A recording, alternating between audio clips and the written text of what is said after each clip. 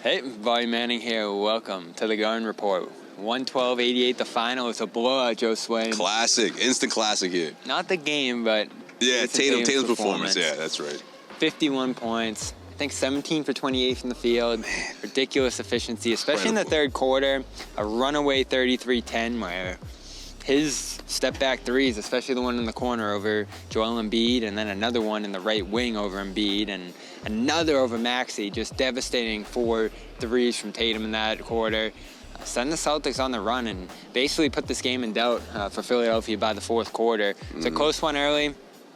His performance, though, was so critical because no one else had it going for the Celtics early, and they actually faced a 9-point deficit early in this game while their offense struggled. The first quarter was a grind, and Tatum, his aggressiveness driving to the basket, didn't really take any threes early, kept the Celtics in this game. CLNS Media's Celtics coverage is brought to you by FanDuel. New customers get a no-sweat first bet up to $1,000. That's bonus bets back if your first bet doesn't win.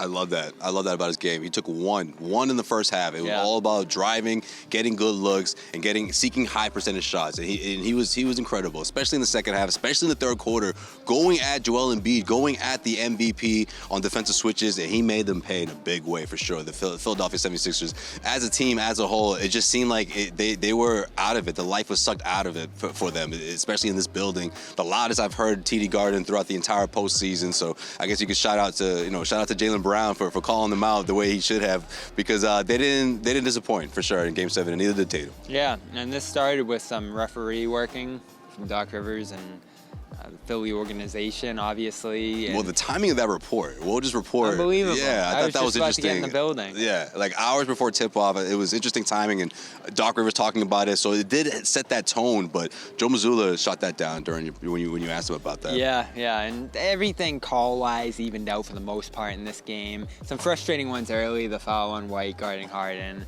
You had the Niang incident along the sideline. So there were some contested moments, and Brown talked about the energy in this building just being incredible. But this turn, they were down 8 at the time. I think there was a flagrant foul call on Harden driving to the basket. He was about to make it a 10-point game in transition. Loses the ball, follows through and hits Brown there. Brown hits a couple of flagrant foul shots. I think Tatum threw an alley-oop to Rob right after, and then Brown got a steal and took it back for 2. So an 8-point lead for the Sixers gone in the matter of 3 plays and 30 seconds. And the Celtics from that point on outscored the Sixers by 30. And so much of that stemmed from Tatum. Not only the scoring, and his in-between game was just incredible early, but also playmaking. When the Sixers sent doubles, he got right off the ball, and usually it was Horford making that extra pass to another shooter. Yeah, that's true. He also had defensive stops as well, stripping the ball away from Joel Embiid. I thought was a big one, and it got the crowd going. I think that was great crowd. That helped when the energy shifted for sure. I mean, for them to go into halftime with that, what was it, a 5-point lead at that point? It felt like they should have been up by much more. But when the Celtics came out the way they did, and Jayson Tatum went right at Joel Embiid the way he was and got the offense going, it was humongous. It really did take the life out of the Philadelphia 76ers. And yeah, I mean, moments like that, it's interesting. Sometimes it can go either way, right? Niang getting that technical, sometimes something like that can motivate the Sixers, but it went the complete opposite for Philadelphia, and it really planted that seed for the Celtics to go on that offensive run and have this crowd obviously, supporting them. Was this Tatum's best game ever? Because that's where I'm going, and everyone's going to point back to Milwaukee Game 6. On the road, impressive. Down 3-2 after a just gut-wrenching game in Game 5 with that Portis put back on the free throw. So, yeah, I don't mind you if you go there, but to me, this one, especially where he didn't have the 3 going, especially where he's been so bad for a lot of these playoffs, and that start in Game 6, and 3 starts before this where he's 0 for 5, Lou Marge. For him to just blow by Tucker on that first play, dunk, another crowd-rattling moment, and then play so consistently from in between where he really hasn't played in these playoffs, and then open up his 3-point game from there. This, to me, between the playmaking, defense, which Mazzulla emphasized, and the other things he does, like rebounding, I think he had 13 in this one, and that 3 late. This was just a complete package, and finally, right? They just needed this so badly, and they couldn't play another close game late after Game 4 and after how scary last game was. They needed Tatum to just blow this open, and he did. Well, one would argue the game against Milwaukee last year went down to the wire. He didn't quite score 51, but he really had to fight for that down the stretch. But you know what, Bobby?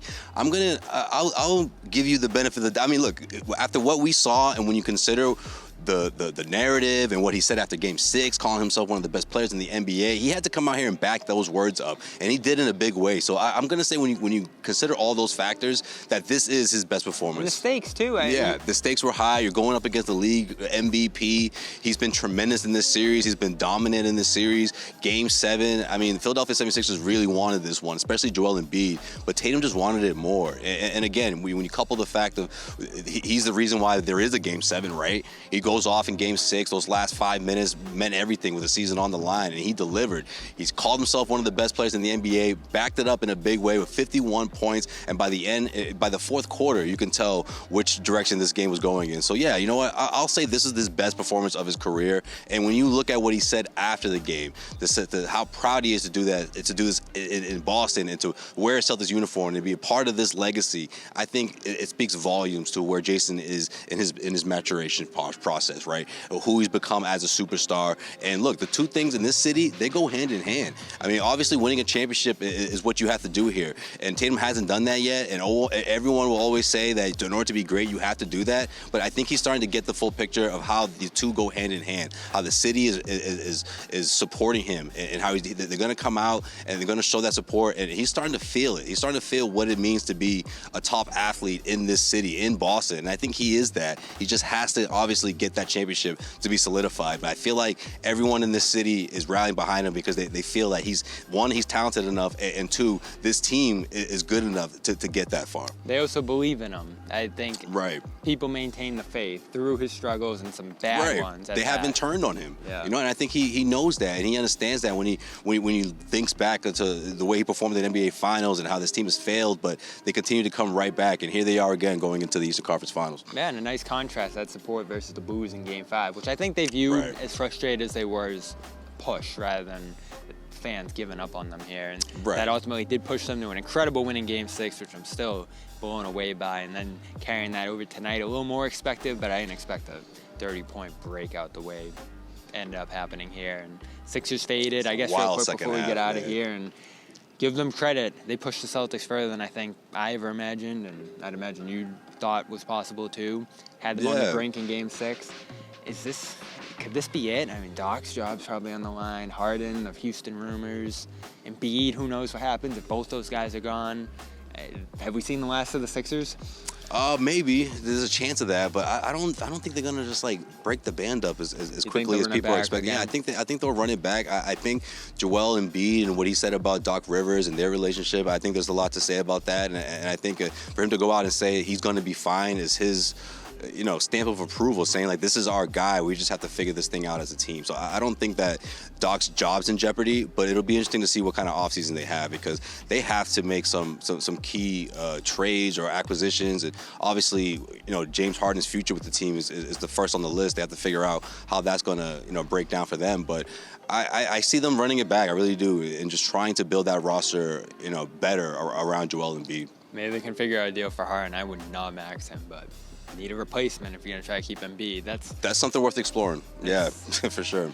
That's it for this series. An incredible one. Hope you enjoyed the ride here, and fortunately, we get to keep rolling. Celtics Heat up next on Wednesday. We're going to take a quick preview at that, one of many we'll do this week in our next video here. For Josue, Pavon, Bobby Manning, Celtics moving on with a winning Game 7.